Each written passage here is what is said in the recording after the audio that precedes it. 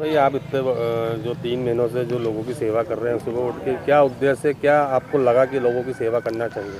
उद्देश्य केवल परमार्थ करना है, मानव सेवा करना है, क्योंकि हमने शास्त्रों में पढ़ा है नर सेवा ही नारायण सेवा होती है, मानव सेवा ही माधव सेवा होती है। मैं इन्हीं ज़रूरतमंद लोगों में ईश्वर को देखता हूँ, इन्हीं गरीब लोगों में राम और कृष्ण के दर्शन करता हूँ। मुझे ऐसा लगता है कि इनके पेट भरने से, इनकी ज़रूरत पूरे करने से ईश्वर की सर्वश्रेष्ठ पूजा होगी और इससे इस कार्य से ईश्वर प्रसन्न होगा। यही धारणा और यही इच्छा और इसी लक्ष्य के साथ मैं इन ज़रूरतमंदों की सेवा करता हूँ। इतने दिनों में आप जो है रोज़ कितना आटा या जो राशन रहता है कितना लाते हैं, क्या व्यवस्था रहती है? हम लगभग जो है पिछले 3 महीने से 27 मार्च 2020 से लगातार अनवरत सेवा कर रहे हैं, जिसमें आलू प्याज और आटे की सेवा होती है, तेल भी देते हैं, दाल चावल भी देते हैं। और प्रतिदिन हमारे यहाँ पर 1200 से 1500 ज़रूरतमंद लोग, दिहाड़ी मजदूर परिवार यहाँ पर उपस्थित होता है, जैसा कि आपने स्वयं ने देखा है। और यह जो ज़रूरतमंद लोग हैं सुबह 4 बजे के पूर्व यहाँ पर आकर सोशल डिस्टेंस में सामाजिक दूरी बनाकर अनुशासन का पालन करते हुए बैठते हैं।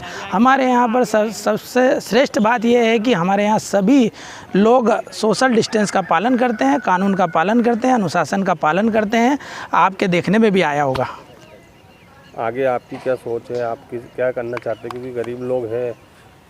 जैसा कि मैं आपको अपने दिल की बात बताना चाहता हूं कि लॉकडाउन ओपन तो हो गया, दूसरा चरण भी ओपन हो गया, किंतु इन लोगों के काम धंधे चालू नहीं हुए।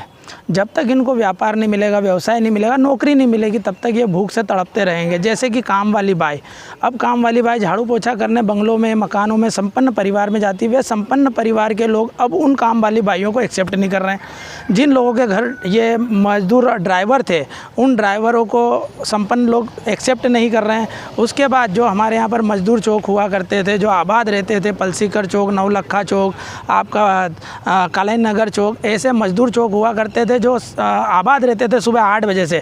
अब ये लोग सवेरे से मजदूरी करने जाते थे, दिन भर का जो कमाते थे उसी का शाम को खाते थे। वर्तमान की ये स्थिति है कि मजदूर चौक आबाद नहीं हुए, क्योंकि व्यवसाय चालू नहीं हुआ, बिल्डिंग मटेरियल का काम चालू नहीं हुआ, मकानों और दुकानों का निर्माण चालू नहीं हुआ, जिसके कारण ये बेरोजगार है और बेरोजगारी के कारण भूखमरी की कगार पे। इस बात को हमें समझना पड़ेगा। ज़रूरी नहीं कि कोई बात शब्दों में बयां की जाए, ज़रूरी यह है कि भावनाओं को समझा जाए, उनकी अंतरात्मा को पढ़ा जाए और उनकी सेवा की जाए।